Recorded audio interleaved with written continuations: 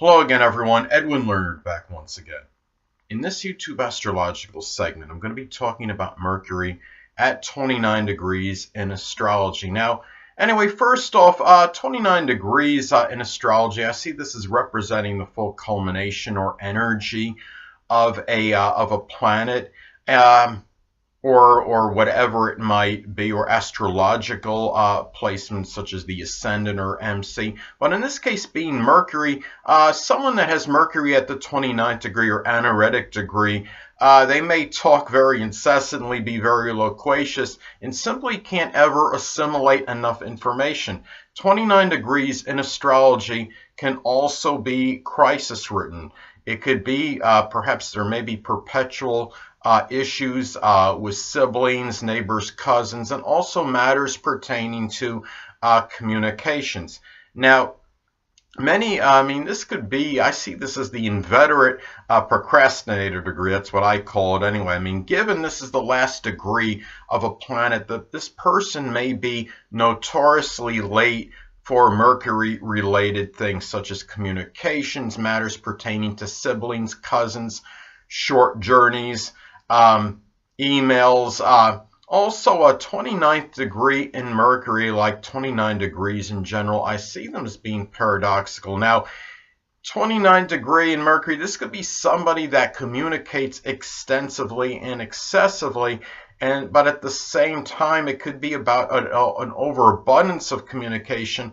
But at times, because of all the surfeit of communications, I think the person may find his or herself mentally drained from too much communication or assimilating too much information, where they actually have to go stagnant in both matters for some time, which leads this to some kind of, I think there's often vacillation and fluctuation of this energy. Now, 29, Mercury can also be connected with the arms, fingers, hands, and wrists. There may be issues with these, and also in some cases there may actually be breathing disorders or even mental disorders, mental illness in some remote cases. Now, sometimes, this could also be somebody that might have a strong propensity to be overthinking and persistently, or have some mental fixation or obsession where this person may be constantly thinking about something or dominated by a particular matter, which can often be connected with that Mercury sign that it is in. And the 29th degree can also, in astrology, can also be about ambivalence and indecision. And the fact this is Mercury, this could be something in terms of just making, you're talking about connected with thinking. It could be a lot of indecision as far as that goes. Communication matters, matters connected with siblings, cousins, neighbors, short journeys. This could also be very much more emphasized and accentuated, say, in a sign that could be very indecisive, such as Gemini, Pisces, or Libra. Now, the sign, that Mercury is in, of course, could impact the delineation, of course. And let's say, for example, that somebody has Mercury in Gemini at 29 degrees. Well, this could be a person that could be exceptionally loquacious and talkative, even garrulous, and talk about manifold subjects, be very verbose in the process, but their mind may be supremely restless and constantly trying to absorb and assimilate many subjects. And there may be a lot of ambivalence in terms of doing things Gemini related, such as work with the hands. Gemini energy could be very dexterous, and also such as auto mechanics, or things that just require a lot of multitasking and variety, which require versatility. Now, let's take let's say that, and again, let's take another example. Let's say that somebody has Mercury at 29 degrees Taurus. This could be somebody that might talk persistently about matters connected with tranquility and peace, and also values. Now, another example, let's say somebody has Mercury at 29 degrees Scorpio. Well, this could be someone that has a very strong mental obsession with Scorpio-related matters such as the occult, astrology, supernatural investigation. The person may constantly, because the 29th degree with Mercury, I see this as being sometimes, it could be manifest in overthinking.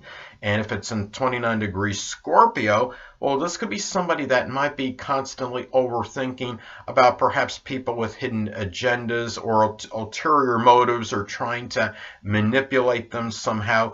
And also, there might be reading too much into those hidden, some kind of hidden motives or agendas, of trying too hard mentally to see it, to really analyze it, see through subterfuge and superficiality when it may not even be there at times.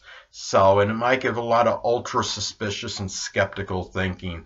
Let's say Mercury is at 29 degrees Virgo. Well, this could be a person that may simply excessively overanalyze things and overthink and give very distorted, worrisome thinking. And also, the house that Mercury is in, of course, can impact the interpretation and delineation as well. Let's say that someone has Mercury in Taurus at 29 degrees, and let's say they have it in the 4th house in their natal chart. Well, this could be a person that might have an excessive need for, say, absorbing and assimilating information, perhaps often through things being visually demonstrated, and yet, but could be learning and also in a very exceptionally methodical and deliberate manner. And also, could be somewhat loquacious, but talking in a very methodical, calm, and deliberate manner as well. Now, and being in the 4th house, it would be over things that maybe it could be with family members, and also talking with things as far as with the people that the person simply feels close to home with, and about just home-related matters, which could be connected with renovation or what have you. Now, and let's take another example. Let's say if that's conjunct the ascendant, the person might even really be show very loquacious energy on a first impression, and talk about things related that are indeed very peaceful, and values, and also about oneself. And others can readily see this on a first impression, given it would be conjunct the ascendant and really strongly expressed through the outer demeanor, which is again the rising sign or ascendant. Now, there was one, and sadly, this could really be manifested sometimes in a negative fashion. Now, some of you may have heard of her. It's a woman by the name of Darlie. I don't know if I'm pronouncing the last name right, Roudier. Depending on time of birth, she likely had her Mercury at 29 degrees Capricorn and retrograde. And she was convicted of, I believe, killing one of her children, but not the other one.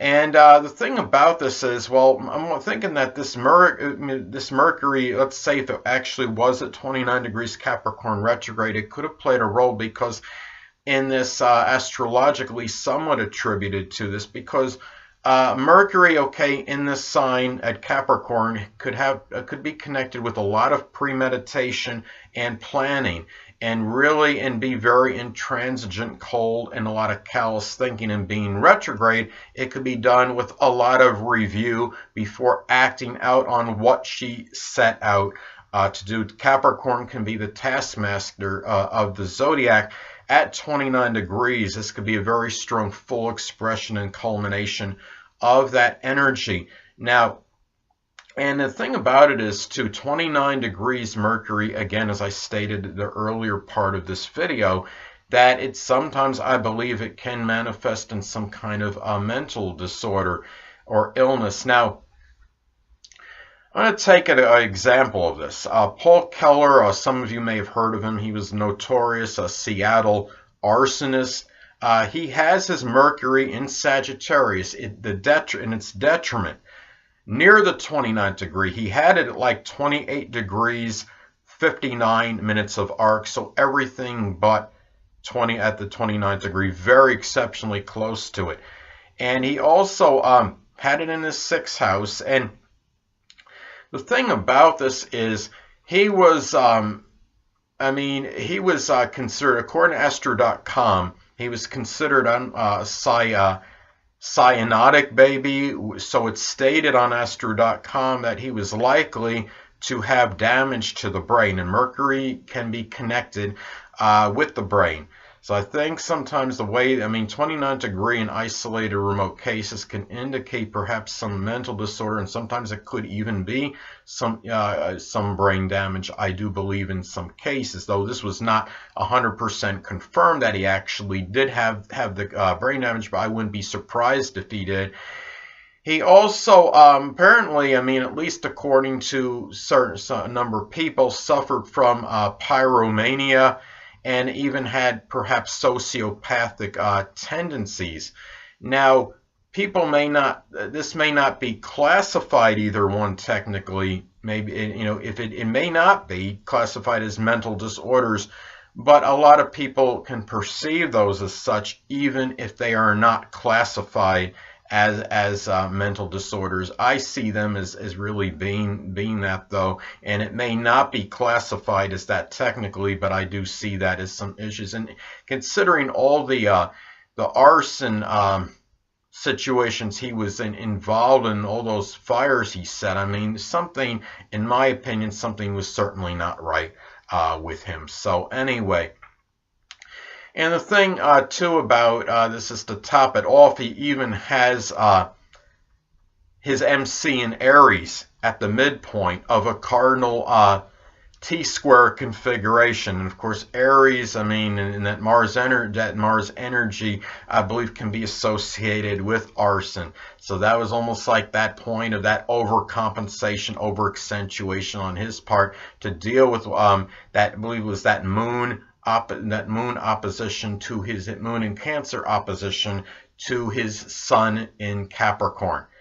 Anyway, well, another thing I wanted to talk about is that he now it's also important to look at as far as generally aspects that are made to this point in the natal chart. If Mercury at 29 degrees makes predominantly positive aspects, then you might see a lot more of the positive element and characteristics come out connected with this and may be expressed more frequently. Hold on a minute, people.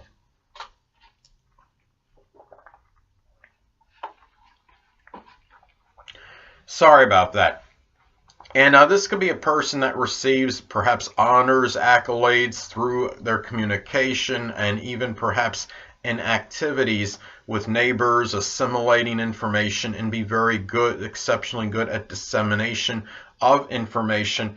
However, if it makes a lot of adverse aspects to astrological points in one's natal chart, it could manifest perhaps in excessive constant overthinking, be mentally dominated by one particular matter, obsessed in a lot of obsession with certain matters, and perhaps even a lot of procrastination on Mercury-related things, such as matters connected with short journeys, neighbors, emails, communications, and just general decision-making.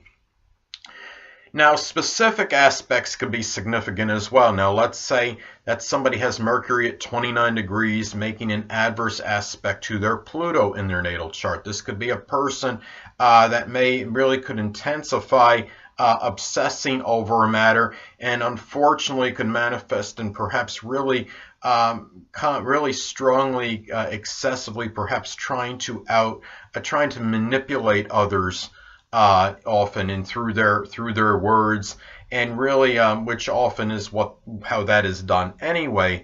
And also it could be another example. Let's say that somebody has Mercury at 29 degrees in their chart, and let's say it makes a good positive aspect and makes a sextile or trine to one's midheaven. Now, this could be somebody that might really receive honors and accolades and recognition for superlative communication skills and thinking ability, and somebody that could speak very readily to the public, even though it might be a little bit too much, because 29 degrees, I think, can often give it a surfeit or overabundance of energy.